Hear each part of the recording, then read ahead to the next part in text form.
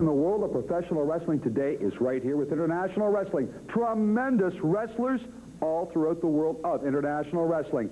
Evidence of that, our privilege now to welcome here to international wrestling 3 times AWA World Heavyweight Champion, the great Nick Bockwinkel. While we don't always agree with your tactics, Mr. Bockwinkel, you certainly cannot argue with success, and successful you are. Tactics or philosophy, whichever you want to call it. Basically, I'm a businessman in business for myself. And like all smart businessmen, I look at bottom line. Now, I will use whatever tactics or philosophy which will perpetuate that bottom line for me into longevity. What that very simply says is that for 8.5 years, I was the heavyweight champion of the world.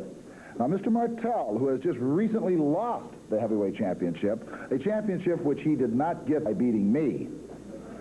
Mind you, there are those who want to say that naturally he's the #1 contender. But when I lost the title about 1.5 years, just about 2 years ago, it was stolen from me very nicely in Japan, and we won't go into the details. Those who want to know the facts, and they know that's exactly what took place. And Mr. Martel, you then went on to beat Jumbo Tsuruta. So it doesn't make any difference whether it's Dino Bravo, another nice young fellow that is really starting to make a mark for himself in the sport, Mr. Tom Zink, or you, Mr. Martel, or whomever.